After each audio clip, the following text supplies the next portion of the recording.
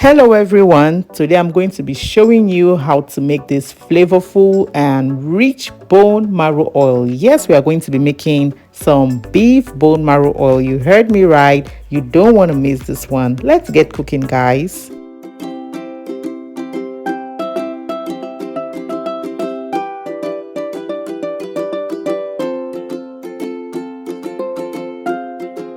So to make this bone marrow oil, which is really nutritious and rich, you want to ensure you're using really fresh bone marrow. I'm using beef bone marrow, by the way. This is more common and everyone can lay their hands on this. So I'm just going to start by glazing my baking dish with some olive oil, and then I'm going to be adding my bone marrow into the dish. Next, I'm going to be glazing my bone marrow with some olive oil, and guys, I just added about half teaspoon of salt and half teaspoon of seasoning cube into this oil I'm using to glaze, just to add in some yumminess into this. So you want to create some sort of a first layer or so, and then you glaze your bone marrow. Next, you want to add on some more bone marrow on top of this, and just go ahead to glaze this.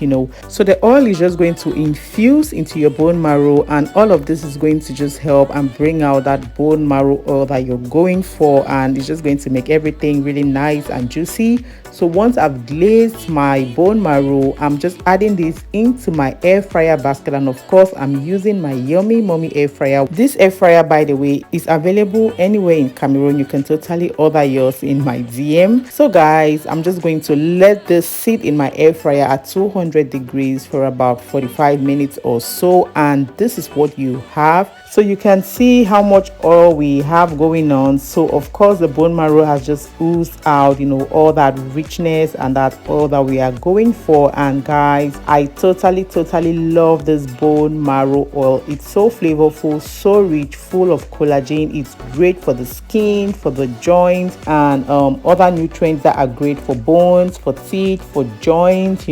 So it's great for babies. So if you're preparing your baby food, you can totally add about a teaspoon or so of this bone marrow oil. You also want to make this bone marrow oil and add it, if you're preparing food for like an elderly person, especially somebody with joint or bone issues. This is really great. You want to let your bone marrow oil sit and cool down, and then you want to transfer this in a bowl which is accessible like this one, so you can always go in and grab some bone marrow oil when you need it. So after extracting your rich and flavorful bone marrow oil, I'm going to be showing you in my subsequent video how to put that bone marrow to use and make something really healthy and delicious from it. Okay, so stay tuned, watch out for my subsequent videos.